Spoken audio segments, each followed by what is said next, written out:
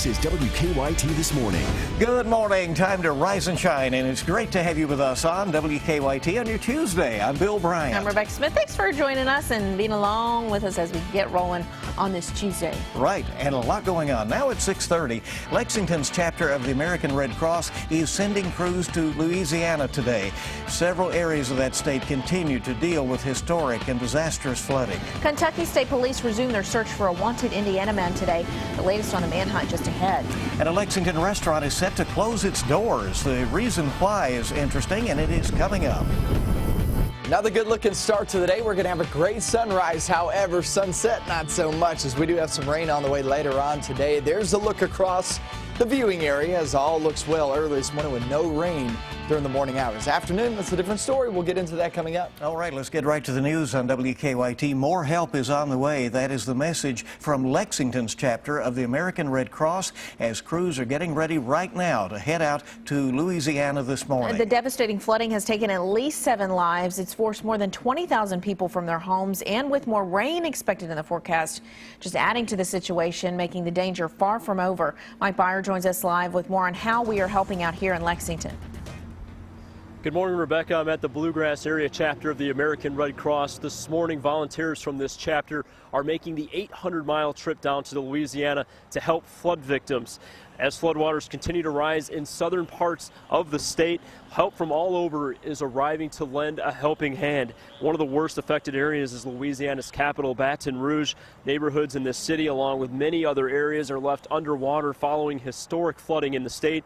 More than 20,000 people have been rescued since the flooding began Friday, thousands of them forced from their homes into emergency shelters. Many residents who lived through Hurricane Katrina are now having to start over a second time. I lost my mom too, so everything is just recurring over again to me, in my mind. This morning, flood victims across the state are waking up in shelters. With that said, volunteers from American Red Cross from all over the nation, including right here in Lexington, are heading down to Louisiana to help those flood victims get back on their feet and help to get them through this horrible nightmare. Live in Lexington, Mike Byer, WKYT. Okay, and of course the volunteers can use your support if you can help them out with the Red Cross. Well, storms started springing up across parts of central Kentucky yesterday. Wasn't a complete washout, but some areas did see rain falling quite a bit and heavily in a short period of time. That could happen again today. Yes, that's what we are hearing from WKYT meteorologist Micah Harris. Yeah, and eastern Kentucky, they picked up anywhere from 2 to 2.5 inches of rain in some spots. West Liberty picked that up, right around 2.3 inches of rain, and a lot of us over in eastern Kentucky saw some pretty heavy rain. However, not all of us saw the rain. I saw 0 rain in my house, not even a drop on the windshield or on the yard. I tell you what, we're about 300 miles from this system actually making its way through. But here's the thing. It doesn't have to be right over us to give us showers and thunderstorms. It just has to be close, and it will close in on us later on this afternoon. Daytime heating, put those together. Just not going to turn out too well. Storms will be around later on this afternoon. 1 to 7 p.m. is going to be your best bet. It's a good looking start to the morning with that sunrise outside. So keep in mind that it looks good during the morning hours. Afternoon, guys, not so much. Here we go again, right? Yep. The Richmond City Commission will gather this morning to discuss the pay scale for Richmond City Police. Sean Moody's at our alert desk with details. Rebecca, supporters of this pay raise proposal say it's all about keeping officers on the force. As of mid-July, Interim Chief Bob Mott said 15 officers had left the department so far in 2016, and he said almost all of them had gone to other departments. He said they have 31 patrol officers for the city of Richmond. Now, this morning's meeting will be a public meeting, but since it's a work session, there won't be an opportunity for public comment. Outside the meeting room, though, there's been a lot of public comment. A group called the Ellis Coalition, in honor of fallen officer Daniel Ellis, says they're focused on making the community safer and keeping more officers. They've pushed for this pay increase for months. On their Facebook page, they've called for the public to show up at this morning's meeting. In an interview last month, Richmond Mayor Jim Barnes said he wanted to be sure that a pay increase would make financial sense for the city. Chief Mott said last month the pay increase would be crucial to public safety. Our department is very, very young, and obviously young officers make mistakes, and that's not what we want. We want, a group of senior guys to stay in there to, help guide the way, and we don't have that because we got so many people leaving. A longtime Commissioner Robert Blythe indicated he would call for a compromise to get the pay raise initiative moving at this morning's meeting. Bill, Rebecca, back to you. Right. It's interesting. Commissioner Blythe says he will have some things to say at that meeting this morning. Kentucky State Police will continue searching for a wanted man out of Indiana this morning. They say Michael Grubb of Jeffersonville faces multiple charges, including kidnapping, arson, robbery, wanton endangerment, and animal cruelty. State police spent the evening searching for Grubb in the Mount Washington community just outside of Louisville. They say witnesses reported seeing a man fitting his description, but after hours of searching, they suspended the search overnight. Police, the people who live in that area, say that it was a nerve-wracking few hours for them. It feels a little bit like chaos. I mean, I know it's an organized chaos and that they're doing what they need to do. And so, you know, I really just pray for them that they can get it taken care of. Police are also searching for Kirsten Edmondson of Taylorsville. They believe she is with Grubb, but possibly being held against her will.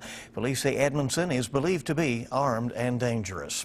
A contract awarded by Governor Matt Bevin to investigate former Governor Steve Beshear's administration has survived a challenge. The State Government Contract Review Committee did not have enough votes to recommend canceling the $500,000 contract.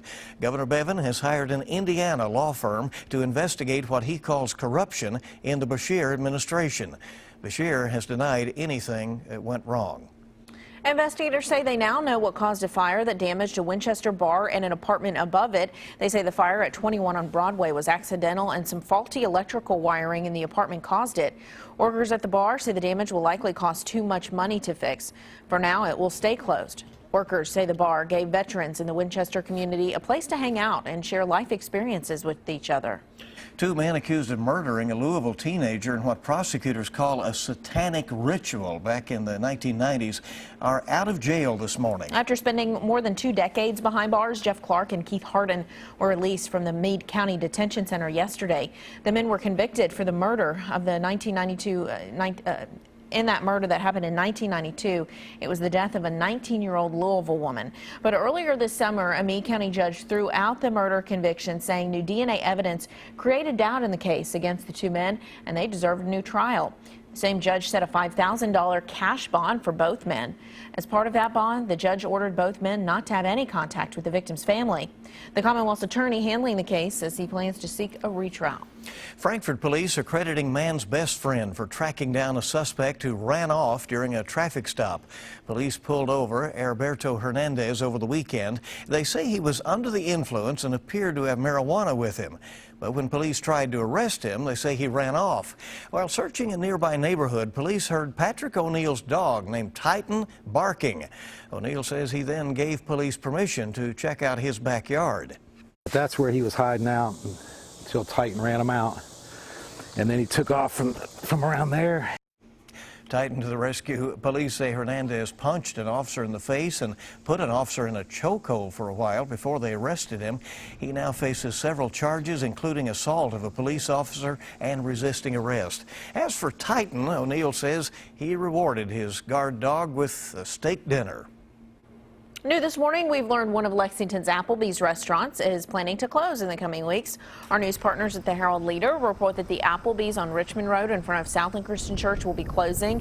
The manager told the newspaper the restaurant has lost its lease on the location. An exact closing date has not been determined, but managers say it could be as early as the end of this month.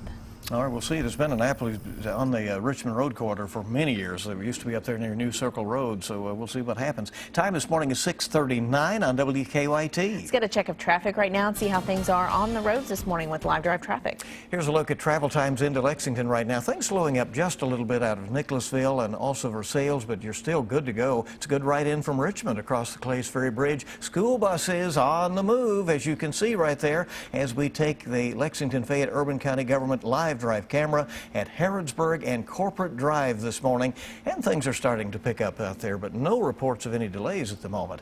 Get the latest traffic and weather info anytime with our WKYT Weather Plus Traffic app, and download that for free in the app or Google Play stores. It's great to have you with us. More news coming up on WKYT on your Tuesday morning. A group of Good Samaritans in Oklahoma being recognized for giving shoppers a nice surprise, the grocery checkout line. See how they set out to make people's day when we return. And it looks pretty good this morning. It doesn't look all that bad. Now, the afternoon off into the evening, it's a totally different story as that front gets a little bit closer. I'll show you how much rain we're expecting and if we have any severe weather threat. That's coming up next.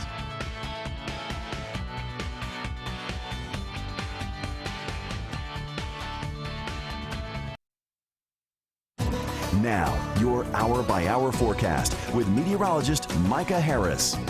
It is another good-looking start to the day. I'm meteorologist Micah Harris. Getting you updated early in the morning. If you're about to walk out the door, wait 1 second. I'll get you updated on the weather. Here's the look outside. Another good shot there of that sunrise. And the birds are going wild this morning once again. Let's look across the region and see where the clouds are coming from. And you can see back toward the north and the west of us, still some more rain in that area, and that's throwing off some cloud cover in our viewing region. But here's the deal. The rain's not here yet, but it will arrive later on this afternoon. Anywhere from noontime to about 7 p.m. is your best bet at not only rain, but also the possibility of some strong thunderstorms, as we do have a marginal risk across the viewing area. And that goes for everybody. That's not just for one location. That goes for everybody, which means a stray cell is possible to go severe. Damaging winds will be the main issue on that. But you can see, obviously, the marginal risk is the lowest end of severe weather risk that you can have. So just a stray cell, not widespread severe weather. We head in towards your afternoon for your Tuesday, and yeah, you're getting bits and pieces. And like I said, anywhere from noontime to about 7 p.m., that is your best bet. Here's 1 p.m. with some showers, thunderstorms. And then we get in towards your afternoon, 6 p.m. still, they're hanging around. But obviously, you're not seeing all green. So you're going to get bits and pieces here and there. Some of us today, like yesterday, will not pick up any rain, but many of us will. And if you do, you're talking about some heavy downpours. And towards your afternoon tomorrow, that front is right over us, and that will give us some thunderstorms to deal with once again for tomorrow. So the flash flood issue is not widespread. It's nothing like that, and definitely nothing like Louisiana. Just kind of make you feel a little bit better about the situation around here is, yeah, we're not seeing that, but what we are seeing, isolated spots, this possibility. Some of these creeks and streams might start to rise once again, and you can get that flowing over the roads. So some ponding there on the roads will be an issue the next 48 hours as that front passes on by. On Thursday and Friday, still smaller chances of rain. Not everybody will see rain on those days, and 84 degrees is pretty nice, actually below average. And if you think that's nice, look towards your weekend off into early next week. Yeah, I know we still have the rain chance there for the weekend and into next week, but look at your temperatures, upper 70s, lower 80s. I mean, we're getting multiple shots of cooler air, not just cooler air, but you know as well as I do, in the summertime, it's not really about the temperatures. It's about the humidity. It's been pretty nasty the past couple of weeks. You'll see that drop off the map in the next 6 to 7 days. Well, that's the good news. All right. It's coming. Relief is in sight. There you go. Thank you, Micah. 6:46 now on WKYT. Well, folks at a Oklahoma City grocery store got a big surprise when they made their way to the checkout line yesterday. Total strangers paying for their groceries. Love this story. The group of Good Samaritans came together in the spirit of good, and they set out to make people's day. One of the men, Matthew Donzer, says the group of close friends started raising money in July for this random act of kindness. Donzer says they ended up helping 15 to 20 people with their grocery bills. He says many were at a loss for words. Others were overwhelmed with joy and thank yous. Donzer says it was his friends' way of paying it all forward. It was a blessing. That's exactly what I wanted to happen, and it turned out perfect. First person, it was her birthday. She was low on cash, and so when we did pay her bills, it was a big deal for her. Happy birthday to you.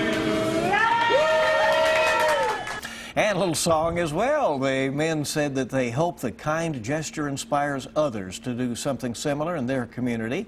They say they're already planning to do another surprise visit to a grocery store in the future. That would be a good thing to catch on, wouldn't it? That's pretty cool. It really is. Hope you'll keep it here on WKYT. A look at our top stories coming up in just a moment. Stay with us. Coming up, the death toll rises in historic Louisiana flooding. We're in Baton Rouge, where neighbors are helping neighbors get through the devastation. Plus, why is the price of a life-saving allergy treatment skyrocketed? More real news coming up on CBS This Morning, next. 6:50 now on WKYT This Morning. Coming up, CBS This Morning. A suspect is behind bars this morning, charged with arson in connection with a devastating wildfire in Northern California. Also, 7 people are dead and more than 20,000 have been rescued from floodwaters in Louisiana. Omar Villafranca reports from Baton Rouge as homeowners there are assessing the damage.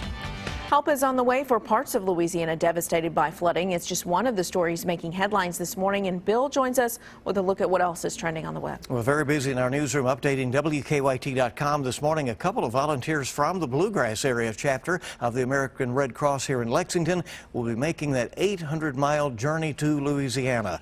They'll be helping some of the victims and the thousands of people there impacted by the severe flooding. Floodwaters are still rising and threatening to damage more homes.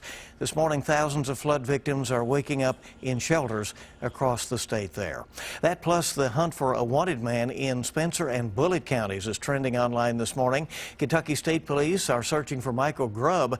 They say he is considered armed and dangerous and may be holding a woman against her will.